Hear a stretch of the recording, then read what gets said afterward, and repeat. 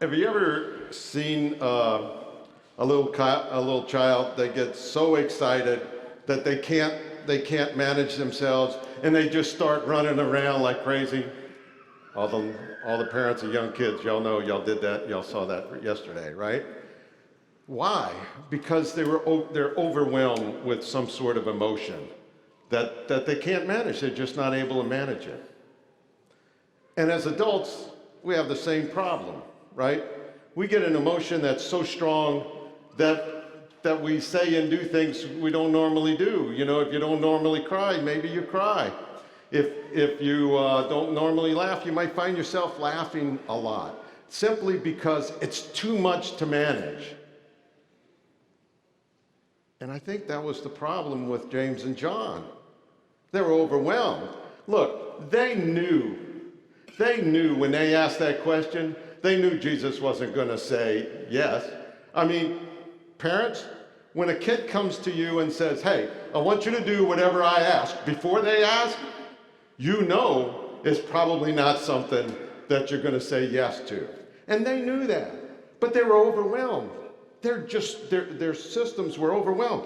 And you say, well, what were they overwhelmed with? Jesus' love. I want you to think about this. I don't have time to go into it, but I want you over the coming week to take some time and really put yourself in some of the scenes that they lived in. Some of the scenes like a leper. Just get yourself there. Smell the smell, see what they look like, see the deformities, feel the despair that their life with their family and friends is over. And then just watch what happens when Jesus heals them. It had to be overwhelming. And if you don't like that, pick the 5,000, feeding of the 5,000, pick any one of those miracles. They were there, close to Jesus. And they wanted more of that. Just as we do. When we get around some strong, deep love, aren't we attracted and don't we want to be closer? Am I right? Yeah. And so here they are. And they know they want more. And they don't know how to manage it. So they ask that question. So what? And Jesus said, yeah, you're going to drink in this cup. Let me ask you, what do you think was in the cup? I think it was love, because that's what Jesus was about. Jesus was 100% focused on loving God and loving neighbor. In that cup had to be love. And now you say, yeah, but I've read a lot of stuff about passion and death. Well, yeah. Because most of the time when we talk about love, we think about love as some warm, fuzzy feeling. And it's not the feeling. Love does sometimes give us that warm, fuzzy feeling. But a lot of times it's not that way. A lot of times love is hard. It requires dying to self. I forget who said, love is willing the good of the other. It doesn't say when it's convenient. It says the other needs this, and so we are to give what we can. And sometimes that's pretty easy. And in Jesus' case, it got so much that he gave his life. Now, Augustine says that cup represents, or I forget exactly how he said it, he said the cup is all about humility. Well, that makes a lot of sense, right? Humility, if I were going to try to define it real simple, is simply this.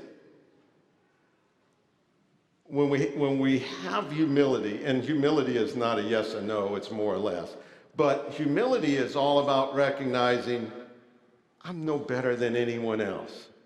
In fact, maybe I'm not even as good as anyone else. That's why Jesus said, hey, go sit at the end of the table.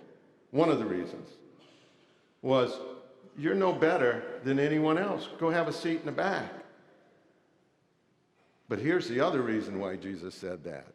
Usually the people at the front of the table, right, in the positions of honor, they're not ready. They're not ready to receive love, to receive hope.